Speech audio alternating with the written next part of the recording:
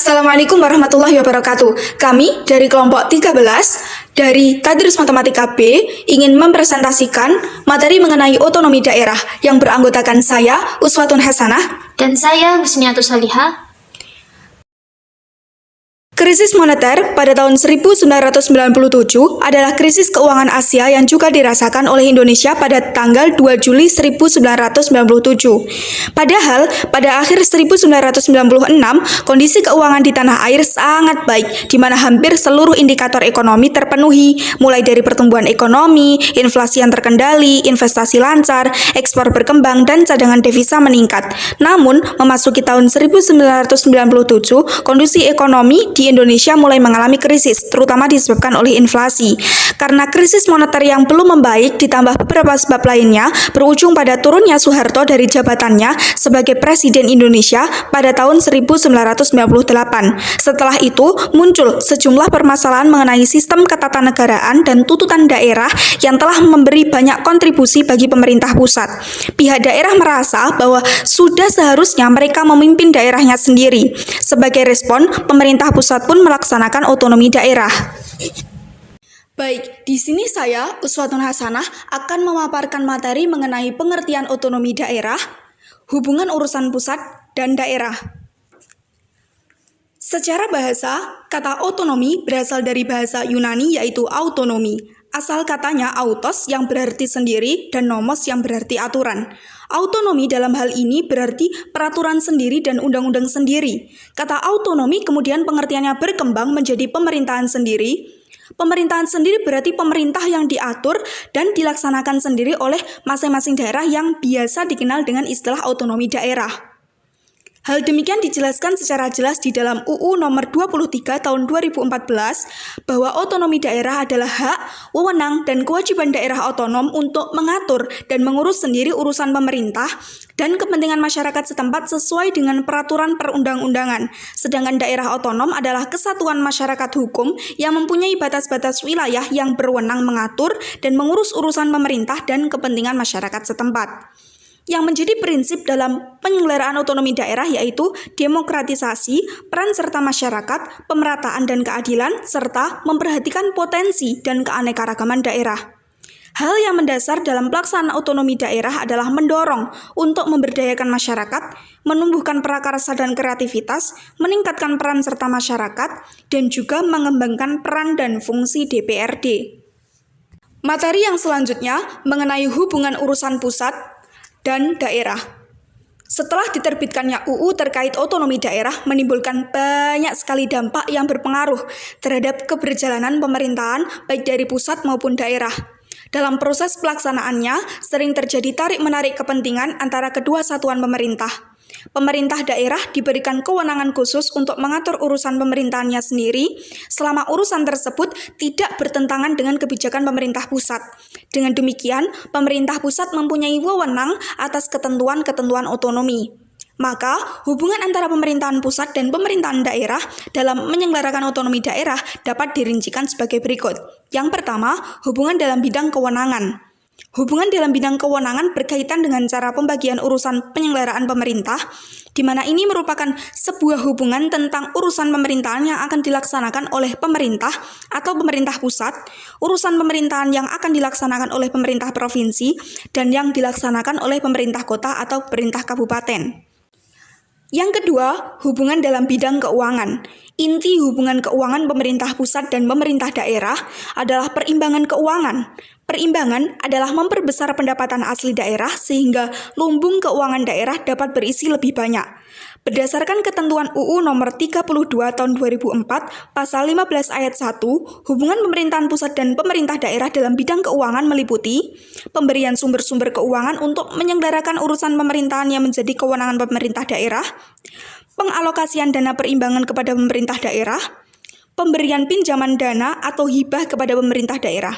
Sementara itu, hubungan dalam bidang keuangan antara pemerintah daerah meliputi bagi hasil pajak dan non-pajak antara pemerintah daerah provinsi dan pemerintah daerah kabupaten atau kota, pendanaan urusan pemerintahan yang menjadi tanggung jawab bersama. Yang ketiga, hubungan dalam bidang pelayanan umum. Pemerintah pusat dan daerah tidak akan bisa dipisahkan sebagai sarana yang luas memberikan pelayanan menyeluruh terhadap masyarakat sebuah bangsa. Dan jika diartikan secara umum, maka kedua jenis pemerintahan ini memegang tanggung jawab yang sejalan.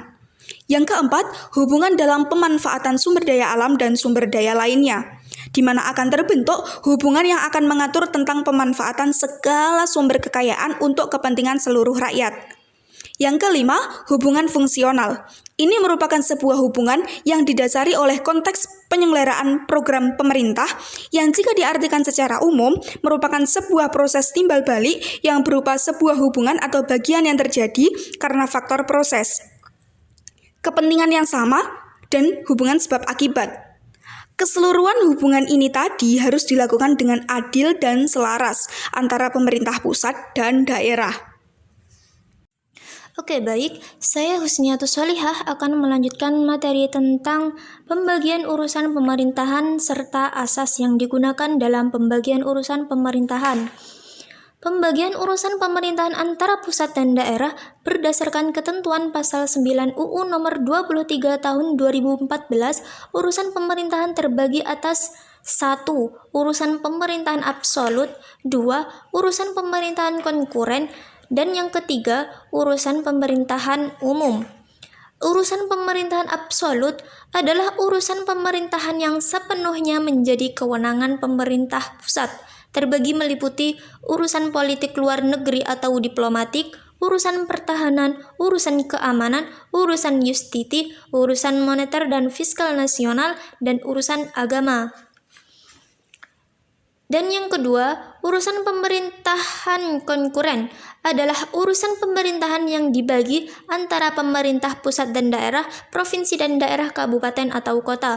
Urusan pemerintahan konkuren yang diserahkan ke daerah menjadi dasar pelaksanaan otonomi daerah.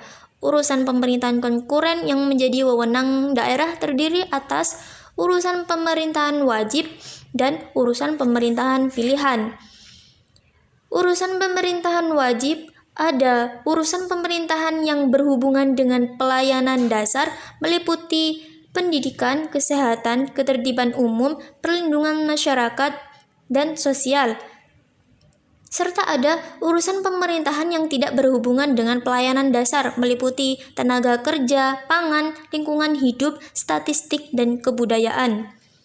Urusan pemerintahan pilihan ada kelautan dan perikanan, pariwisata, pertanian, kehutanan, energi dan sumber daya mineral, perdagangan, perindustrian, dan transmigrasi. Selanjutnya yang ketiga, urusan pemerintahan umum adalah urusan pemerintahan yang menjadi kewenangan presiden sebagai kepala pemerintahan. Urusan pemerintahan umum meliputi pembinaan wawasan kebangsaan dan ketahanan nasional dalam rangka memantapkan pengalaman Pancasila, pelaksanaan UUD NKRI tahun 1945, pelestarian Bhinneka Tunggal Ika, serta pemertahanan dan pemeliharaan keutuhan NKRI.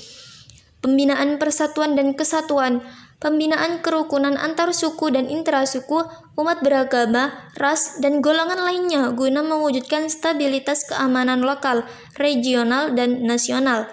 Penanganan konflik sosial sesuai dengan ketentuan perundang-undangan, dan pengembangan kehidupan demokrasi berdasarkan Pancasila. Dan yang selanjutnya, asas yang digunakan dalam pembagian urusan pemerintahan terdiri atas 1. Asas desentralisasi, 2. Asas dekonsentrasi, dan yang ketiga, tugas pembantuan. Asas desentralisasi adalah sebuah penyerahan wewenang. Penyerahan tersebut dilakukan oleh pemerintah pusat pada pemerintah daerah. 2. Asas dekonsentrasi adalah pelimpahan sebagian urusan dari pemerintahan yang menjadi wewenang pemerintahan pusat pada gubernur. Hal tersebut karena gubernur adalah wakil dari pemerintah pusat.